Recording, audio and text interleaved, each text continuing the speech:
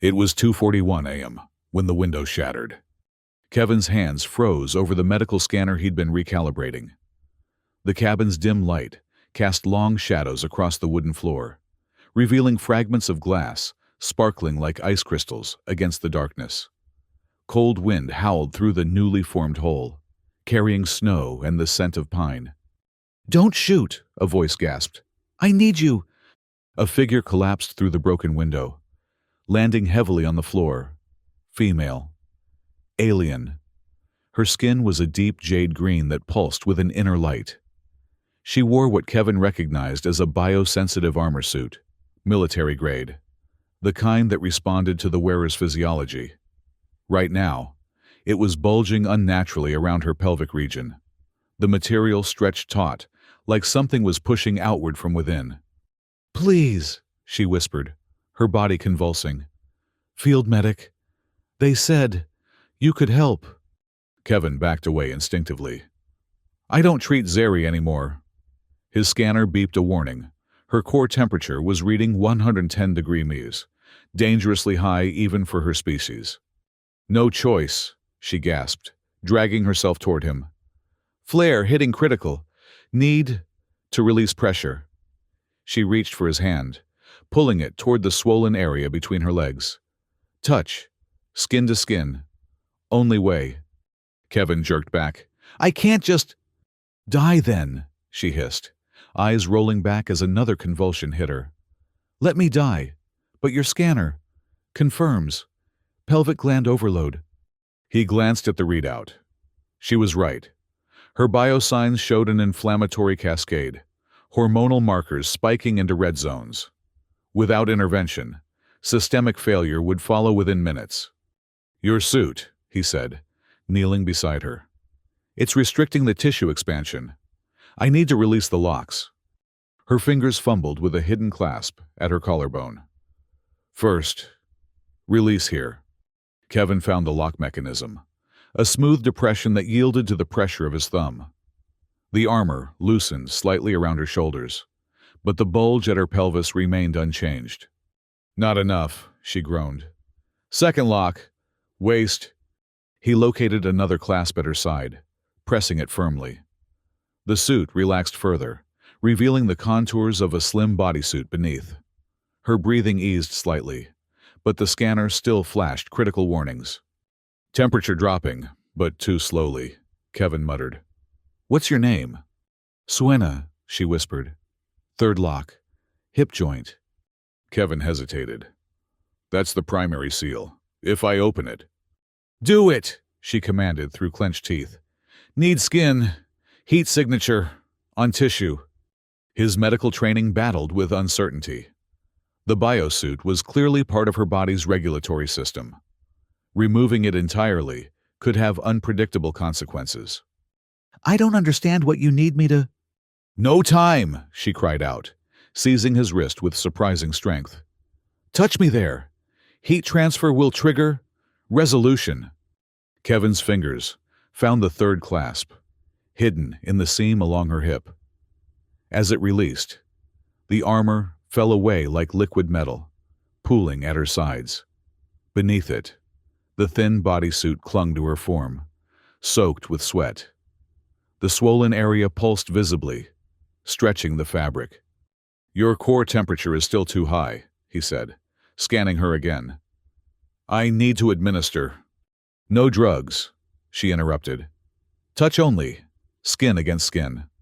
The receptor membranes need direct contact." Kevin swallowed hard. In his years of emergency medicine on the frontier, he'd encountered bizarre physiologies and treatments, but nothing like this. "I'm not going to have sex with a patient," he said firmly. A bitter laugh escaped her. "Not sex. Pressure relief. Thermal regulation. Please. Dying." The scanner confirmed her deteriorating condition. Her heartbeat was becoming erratic, brain activity showing pre-seizure patterns. "Fine," Kevin said, making his decision. "Show me where." With trembling hands, Suena guided his palm to the inner surface of her thigh, just below the swelling. "Here, press firmly." Kevin placed his hand against her skin, It burned against his palm, almost too hot to touch. He could feel her pulse racing beneath his fingers. "More!" she gasped. "Higher!" He moved his hand upward, to the edge of the swollen tissue, the moment his skin made contact. Suena arched her back, a sound between pain and relief escaping her lips. The biosensor beeped, showing an immediate drop in her core temperature. "It's working," Kevin muttered, incredulous. "Don't stop," she breathed. First time. Silence inside. For years. Always noise, pressure. As he maintained contact, the swelling began to subside under his touch. The tissue softened, returning to what he assumed was its normal state. Suena's breathing gradually steadied, her body relaxing. "The flare is resolving," Kevin said, watching the biosigns stabilize on his scanner. "What caused this?" She closed her eyes. Black dose. Enhancement for high-priority missions. Her voice had strengthened, the desperate edge fading. "The armor. It's a biological containment system. They weaponized my physiology." "They? You mean the Zeri Empire?" She nodded weakly. "Forced merger with the suit. Controls blood flow. Thought patterns. I refused a merger match. So they made me a political commodity instead." Kevin's hand remained on her thigh, the heat now merely warm. "Why seek me out?" "Last field medic in the sector, and not aligned with any faction." Her eyes, large and amber with vertical pupils, met his. "I've been running for 3 weeks. Couldn't walk after the last flare." A sudden beeping interrupted them, not from Kevin's scanner, but from a device on Suena's wrist. "Tracker," she whispered, terror returning to her face. "They've found me." Kevin moved to the window. Peering through the broken glass, 2 figures were approaching through the snow. Zeri scouts, their skin the same green as Suena's, but their posture rigid, mechanical. They wore lightweight armor and carried pulse rifles. "Stay down," he told her, grabbing a dusty pulse pistol from a drawer. "Can you move?" She struggled to stand, legs still trembling. "Barely." A harsh voice called from outside. "Field medic, by authority of the Zeri Diplomatic Corps. Cease harboring the fugitive immediately." Kevin stepped to the doorway but didn't open it. "This cabin is outside your jurisdiction. I'm treating a patient with a medical emergency." "The female is property of the Zeri Empire," the voice replied. "She has been enhanced with classified technology. Surrender her immediately." Kevin glanced back at Suena, who was now leaning against the wall, shaking her head desperately. "She sought asylum for medical treatment," Kevin called back. "Under Frontier Medical Protocol, I cannot release a patient in critical condition." There was a pause. Then, "We will enter to verify her condition." "Negative," Kevin replied. "My facility is sterile. You'll compromise biosecurity." A different voice answered, "We're activating a pulse tracker. It will measure any biological resonance between you and the fugitive." Kevin tensed. Physical contact with Suena had likely created detectable biological markers, shared skin cells, pheromone transfers. "They'll know," Suena whispered. "The imprinting starts immediately after contact." "What imprinting?" Before she could answer, a shot hit the doorframe, sending splinters flying. "Final warning," the scout called. "Surrender the Zeri female, or we will retrieve her by force." Kevin moved quickly, grabbing Suena's arm. "There's a bunker under the floorboards. Come on." He pulled back a rug, revealing a metal hatch in the floor. As he yanked it open, another shot blasted through the window, narrowly missing them. "Go!" he urged, helping Suena down the narrow ladder into darkness. He followed, pulling the hatch closed above them just as the cabin door burst open. The bunker was small, barely 8 feet square, with low ceilings reinforced with lead and steel. A single emergency light cast a blue glow over the sparse furnishings. A cot, some ration packs, and communication equipment. "They'll find us," Suena whispered, her body pressed against his in the confined space. "The bunker blocks biosignatures," Kevin replied.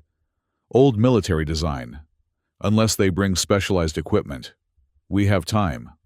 Suena's breathing remained shallow, her skin still flushed. The flare isn't fully resolved. Secondary cascade beginning. Kevin checked his scanner. Her temperature was rising again, heart rate accelerating. I need to touch you again, he said, professional detachment in his voice. She nodded, guiding his hand back to her thigh. This time, the contact sent a visible ripple through her body, a gentle shudder that seemed to flow from his fingertips up through her torso.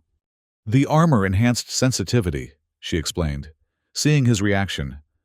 Makes every touch more significant. Heavy footsteps creaked on the floorboards above them. The scouts were searching the cabin methodically, knocking over furniture, opening cabinets.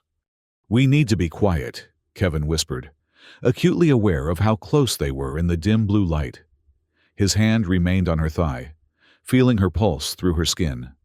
Suena's body tensed as another wave of heat pulsed through her. The secondary cascade is worse, she breathed against his ear. Deeper tissue involvement. Kevin checked the scanner. The swelling had begun to return, though less severely than before. What does that mean? Need more. Extensive contact, she whispered, her hands moving to the fasteners of her bodysuit. I'm sorry. No choice. Before Kevin could respond, a voice above them said, Thermal residue here. Recent body heat signature. Suena froze, her fingers still on the fasteners. They both stared at the hatch overhead, hardly daring to breathe. The bunker dampens but doesn't eliminate heat signatures, Kevin realized aloud. We need to move. Where? Suena asked. I can barely walk. Kevin's mind raced. There's a tunnel, Cold War relic, leads to the ravine half a mile east. The footsteps above grew louder, centered directly over the hatch. A sharp knocking sound. The scouts were testing the floor for hollow spaces. Now, Kevin urged, moving to the far wall and pushing aside a metal cabinet. Behind it was a narrow passage, barely wide enough for a person to crawl through. You first. Suena hesitated. The flare. I'll help you once we're clear, he promised. Go. She nodded, dropping to her hands and knees and disappearing into the darkness.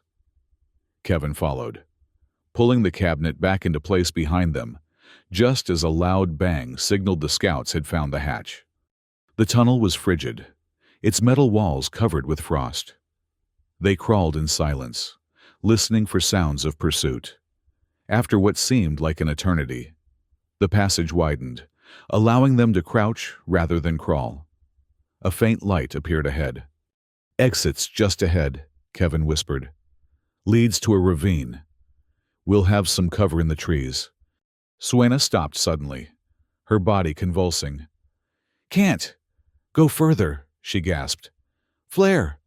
Critical again. Kevin moved closer, checking her vitals with his scanner. Your system is overloading. We need to resolve this now. She turned to face him in the narrow space, her amber eyes reflecting the distant light. Touch me. Properly this time. Kevin swallowed hard. Here? Now? No choice, she repeated, fumbling with her bodysuit again. Either resolve the flare or I stroke out. Can't run with this pressure. The sound of metal, striking metal, echoed behind them. The scouts had found the tunnel entrance. We have 2 minutes, maybe less, Kevin said, decision made. Show me what to do. Suena's fingers guided his hand beneath her loosened bodysuit, directly to the swollen tissue. The heat was incredible, pulsing against his palm. Her body responded instantly, a visible wave of relief washing over her features. More surface area, she whispered urgently. Skin contact. Maximize pressure points. Kevin understood. With his free hand, he unfastened his own jacket, creating a space where their bodies could press together more fully. The scanner beeped encouragingly, her vitals improving with each second of contact. It's working, he murmured, maintaining the pressure. Temperature dropping. Suena's breathing steadied, her hands gripping his shoulders for stability. The imprint is forming, she said softly. You understand what that means? Before Kevin could answer, a beam of light cut through the tunnel behind them. Movement detected, a voice called. Targets located! Run, Kevin urged, helping Suena to her feet. Can you move now? She nodded, quickly refastening her bodysuit. For now, the resolution will hold briefly. They burst from the tunnel exit into the snow-covered ravine. The night air bit at their exposed skin, but there was no time to feel the cold. Scrambling up the steep embankment, they plunged into the dense forest beyond. Which way? Suena gasped as they ran. Northeast, Kevin replied, pulling her along. There's an old trapper's cabin, 5 miles. Abandoned years ago. A pulse blast hit a tree beside them, sending bark flying. Kevin ducked, pulling Suena down with him. Another shot sizzled overhead. Keep low, he instructed, crawling through the underbrush. Follow the slope down. There's a creek bed that offers cover. They moved as quickly as they could, half crawling, half running through the snow. The scouts were visible now, 2 green figures against the white landscape, methodically scanning the trees with their rifles raised. I can't keep this pace, Suena whispered, her legs beginning to tremble again. The flare is returning. Kevin checked the scanner at his belt. The swelling was indeed beginning again, though more gradually this time. We need distance first. Can you hold on? She nodded grimly, forcing herself forward. They reached the frozen creek bed, using its natural depression as cover. For 20 minutes, they moved in silence, listening for pursuit. The sounds of the scouts had faded, but Kevin wasn't naive enough to believe they'd given up. Here, he said finally, pointing to a fallen tree that created a small, sheltered space. We can rest a moment. Suena collapsed against him, her body trembling uncontrollably now. Not just rest, she managed. Need resolution again. Kevin helped her into the makeshift shelter, positioning his body to block the wind. The scanner shows it's not as severe as before. Maybe just hand contact will be enough. She shook her head. Building tolerance already. Need more intensive intervention. The implications weren't lost on Kevin. You mean skin-to-skin contact isn't enough anymore? The armor altered my physiology, she explained through chattering teeth. Each flare requires stronger stimulus to resolve. Eventually, only the most intense connection will suffice. Kevin stared at her. You're saying this condition will force you to seek increasingly intimate contact? That's why the scouts called you property. You'd eventually be biologically bound to whoever treats you. She nodded miserably. The Empire's insurance policy. They know I'll be forced back eventually. No choice. A cold fury rose in Kevin's chest. There's always a choice.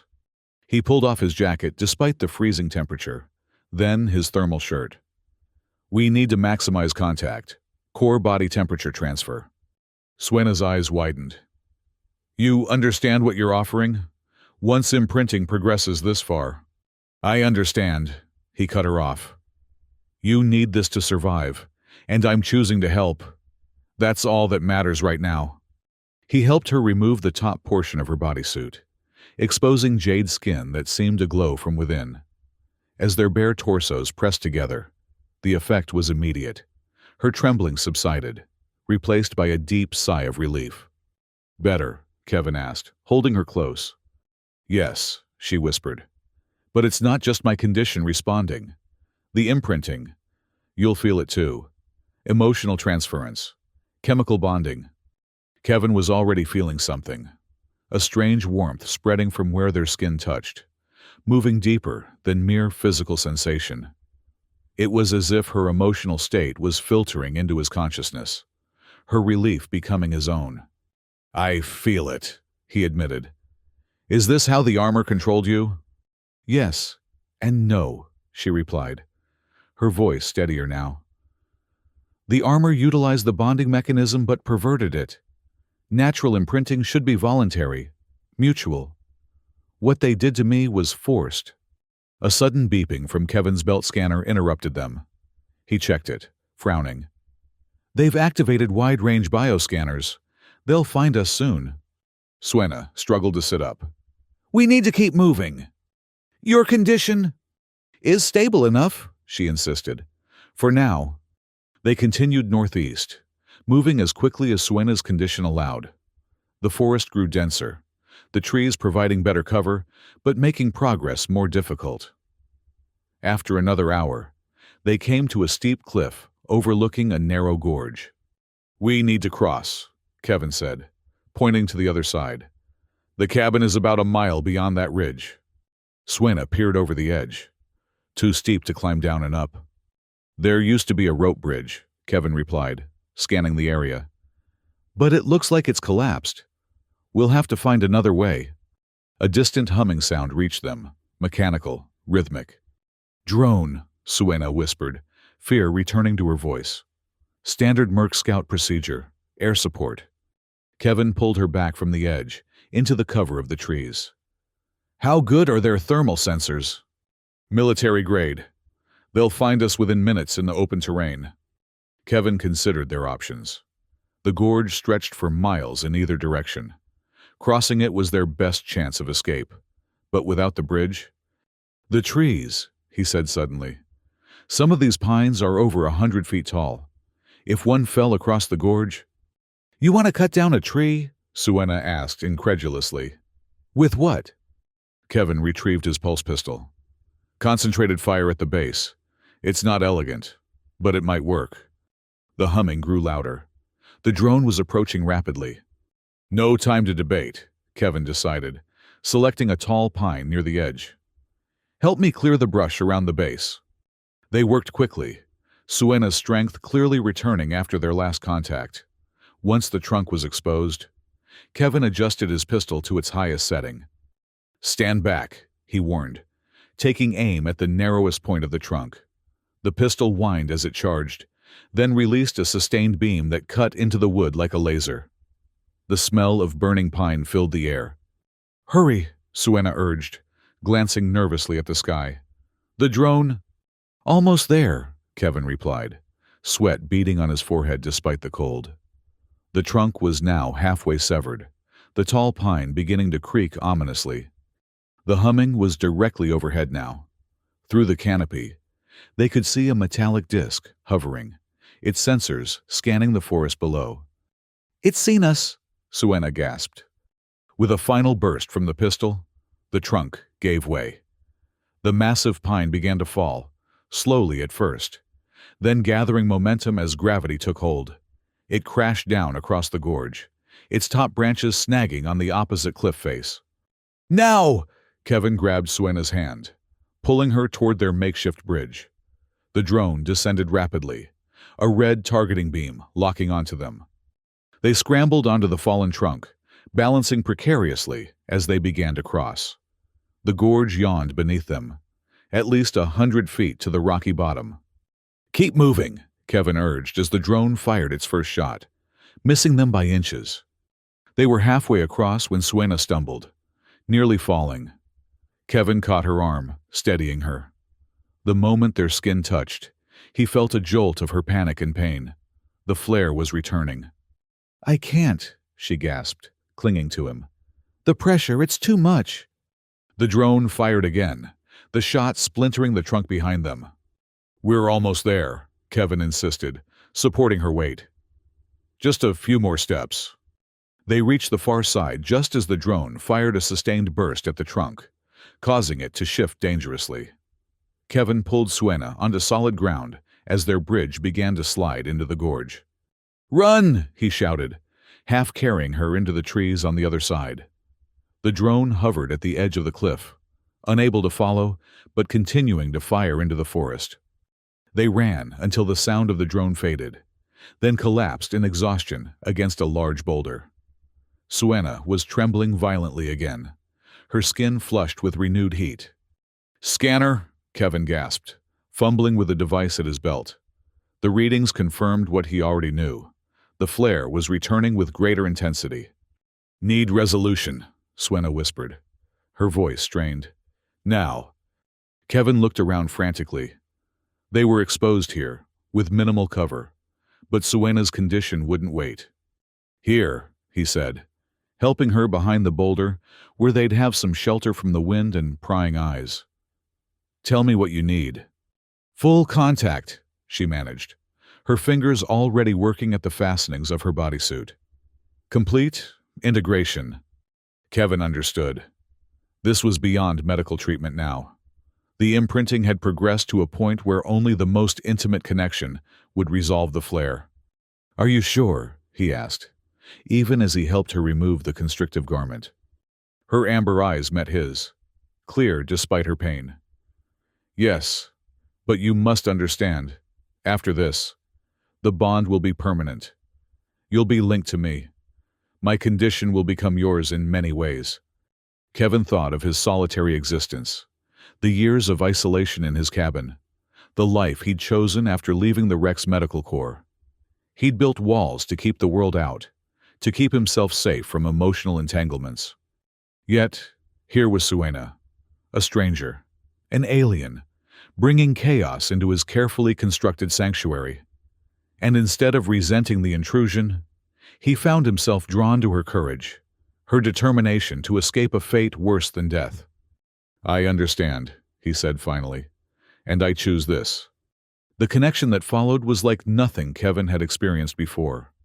As their bodies joined, the imprinting manifested as a flood of shared sensations, not just physical pleasure, but memories, emotions, fragments of identity merging and separating in waves.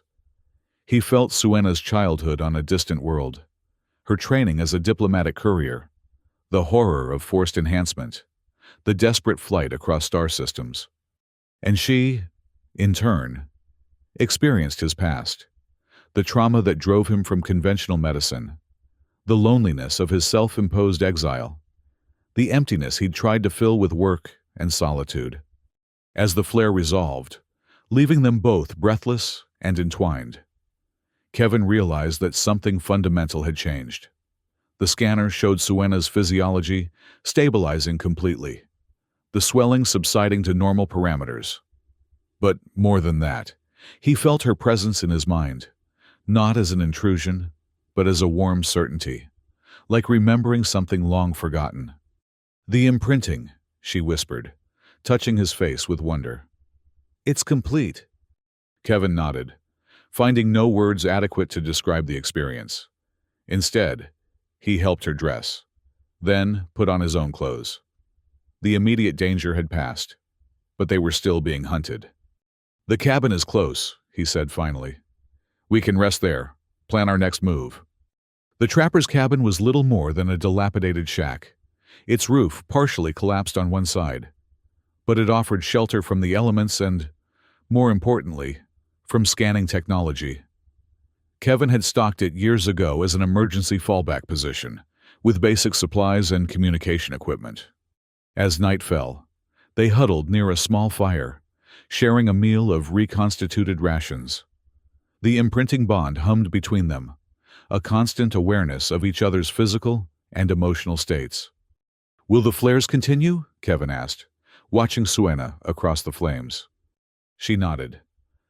"But less severely now that the imprinting is complete. Eventually, they'll stabilize entirely." She paused, studying him. "Do you regret it? The bond?" Kevin considered the question. "No," he said finally. "I've spent years hiding from connection. Perhaps this is the universe's way of forcing me to remember what it means to care for someone." "I didn't want this for you," Suena said softly. "To be hunted, to be bound to someone you barely know." "I made my choice," Kevin replied.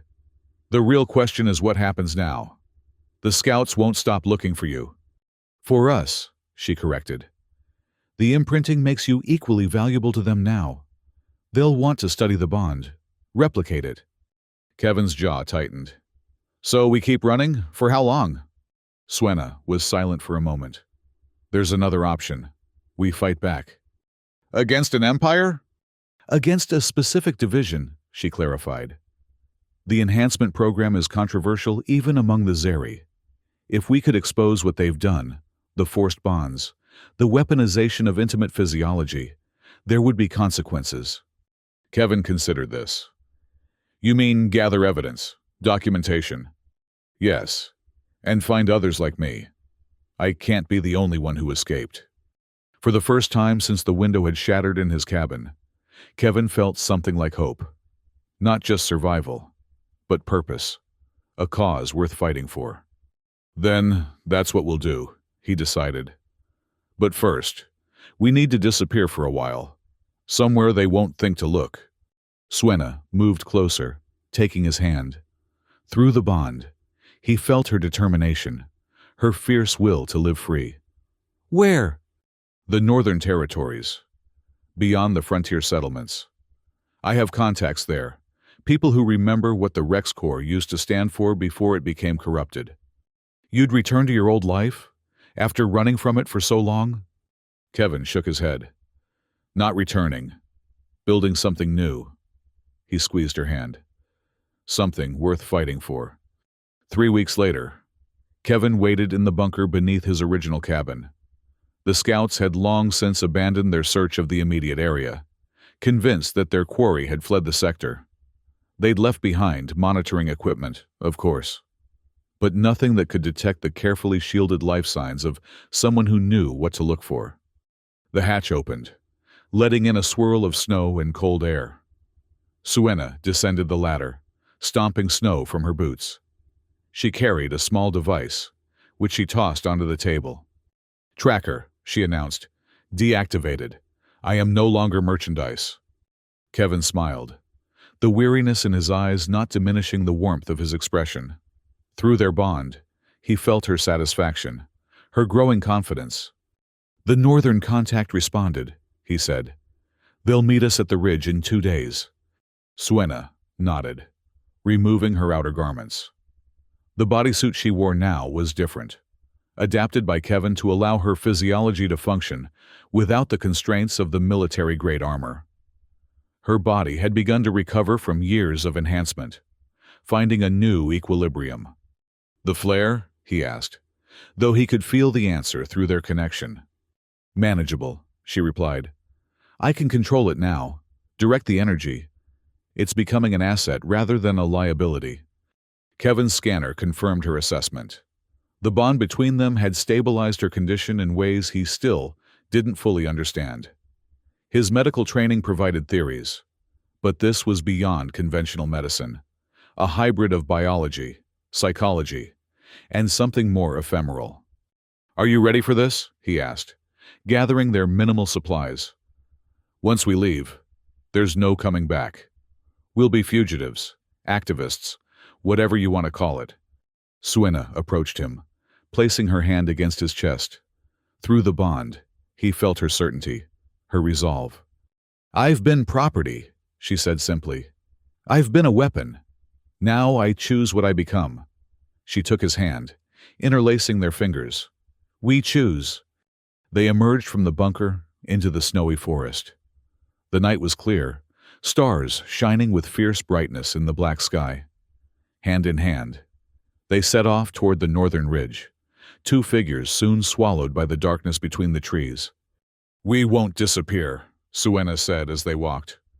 We'll build a path forward, together. Kevin nodded, feeling the truth of her words resonate through their shared bond. The future was uncertain, dangerous, but for the first time in years, it held promise. Not just survival, but purpose. Not just existence, but life. And as they vanished into the forest, the only traces of their passing were 2 sets of footprints in the snow, side by side, moving forward.